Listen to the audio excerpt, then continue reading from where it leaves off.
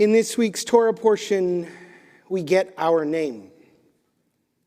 Jacob's name is changed to Yisrael because he is one who struggled with God and men and has overcome. And this name becomes the name of our people, B'nai Yisrael, the children of Israel, the descendants of God wrestlers. It's a little strange, actually, that we take our name from Jacob.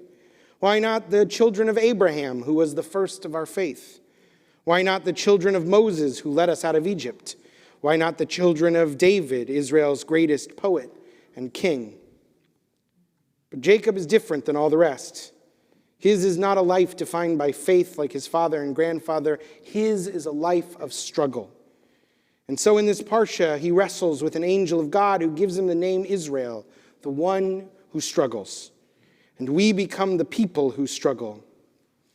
Exodus calls us Mamlechet Kohanim, the kingdom of priests.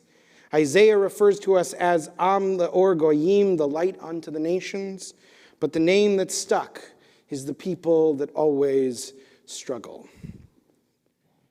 And the last few weeks have been a struggle for the Jews. The Jews are tired. It has been an exhausting few weeks to be a Jew or a person who loves a Jew, especially if you're on social media. The flood of hate and vitriol feels like it has reached a high water mark. Maybe not the highest it's ever been, but the highest in recent memory. It's been pouring in from musicians and internet celebrities who've empowered and emboldened the countless faceless Twitter trolls. Treading water in this tidal wave of macro and microaggressions is exhausting. It's tiring to keep being reminded of how many people hate us. And the question that I'm asked fairly frequently is why? Why do people hate the Jews? And one could write an entire volume attempting to categorize the many accusations that modern anti-Semites make and their ancient antecedents. In fact, many such volumes have been written. But I think the answer at its core is much simpler than that. People hate the Jews because to them we are inexplicable. They cannot make sense of us. They've never been able to. And people fear what they cannot understand. Think about it. A family grew into a tribe that grew into a kingdom, but it was a minor backwater kingdom, and it was often conquered by its neighbors to the northwest and to the northeast and the southwest. But a kingdom made sense in the ancient world. There were lots of those. And the Jews were a relatively minor player in other people's games of empire. But then twice the Jews were exiled. Not just conquered, but expelled from their homes. And yet somehow they managed to maintain a shared identity and a community despite living separately across multiple empires. When kingdoms are conquered and dispersed, they're supposed to disappear. But the Jews didn't just move their homes, but their Judaism as well. And wherever they went, the people around them would look at them quizzically. Who is this people whose community can be packed in a bag and reassembled in a new place? Who are these people who, despite being far from their homeland, despite no longer having a homeland at all, still stick together?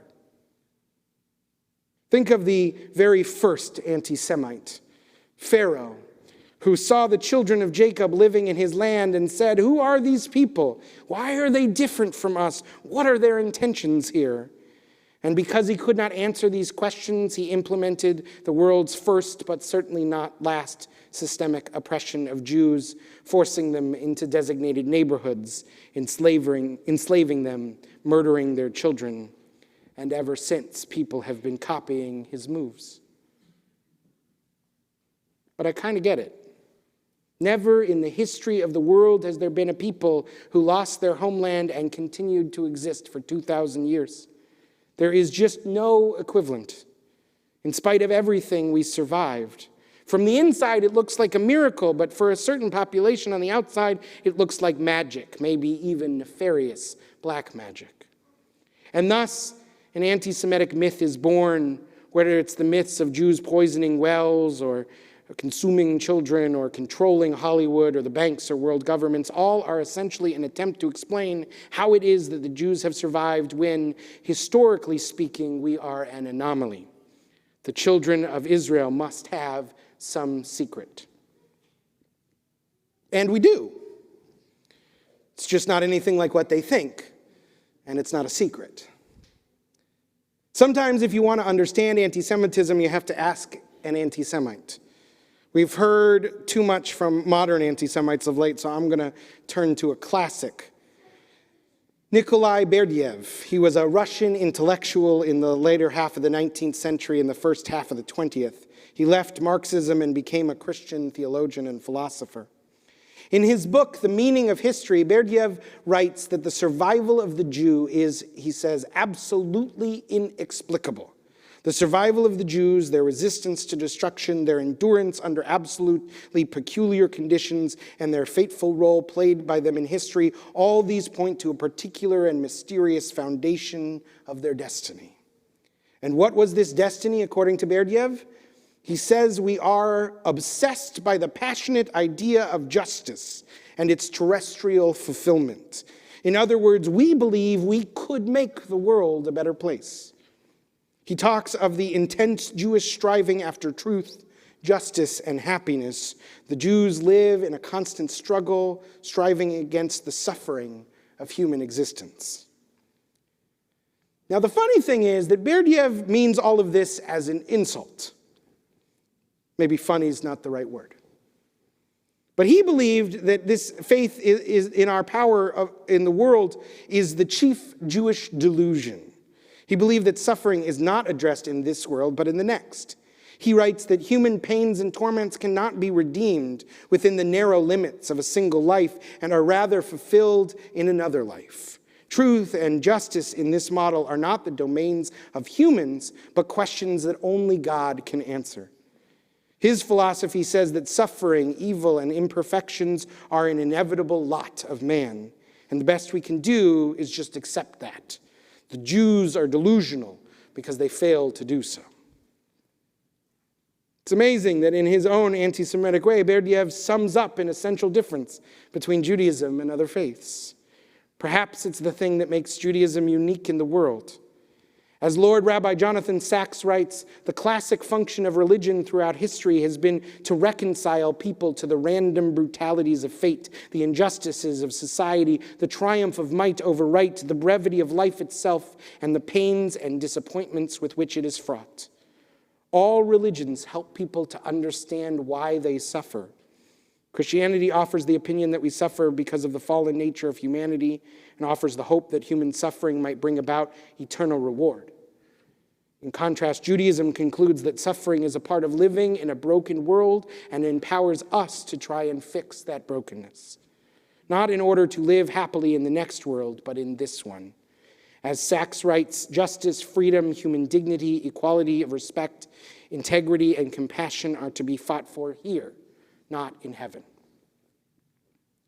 Rabbi Sacks warns of the implications of Berdyaev's beliefs. This view of religion can make us indifferent to the world or reconciled to it.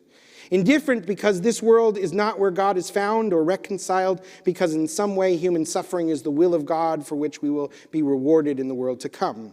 This is what Marx was talking about when he called religion the opium of the masses. But Judaism offers a third way, and it is the way of struggle. It is the way of believing that suffering is something to be resisted, wrestled with, reconstituted. Judaism rejects the rose-colored glasses and instead opens the can and starts to paint a rose-colored world. This might seem obvious to us, but that's only because we're used to living inside of it. In truth, it is revolutionary. And it has been the key to Jewish survival. It is the hope in a better future and the belief that we can influence the development of that future that has kept us through all of our journeys. Not in some distant time, but soon and in our days we could make a difference. Hope is the suitcase into which the Jews have packed their religious identities wherever they went. Hope is what has allowed Jews in times of great suffering to say, yes, things are bad now, but they can get better. Hope has allowed Jews to better their lives in the many places they have lived and to find joy and light even in history's darkest moments. And hope is the gift that Judaism has given to the world. Rabbi Sacks says that if you believe that truth, justice, and happiness are to be pursued in this world, then you must struggle with the world. Our models in Torah are people who argue with God. Abraham stands up and says, shouldn't the judge of all the earth do justly? To God. That is radical. It does not exist in other holy books. Justice belongs to us and not just to God, so we cannot stand idly by when we see injustice. We must stand up. This is what it means to be Bnei Israel, the children of the struggle. And there is no better exemplar for this than Jacob. He does not lead a life of faith, but a life of struggle. And he does not always make the best choices, but he knows he has an active role in his own destiny. When he is set upon by an angel, he holds that angel down and says, I will not let you go until you bless me. He wrestles his circumstances into blessings. Even on his deathbed, he does not give up hope. He wants his children to bring him back to the promised land. I may not live to see it, he says, but I know that you will. Berdiev struggles with the same question the Gentiles have wondered ever since the time of Pharaoh. Who are these people and how did they survive all this time? But Berdiev's answer I can get behind, even if he meant it as an insult. Judaism is a religion, not of faithful devotion, but of hopeful action. What matters is what we do while we're here.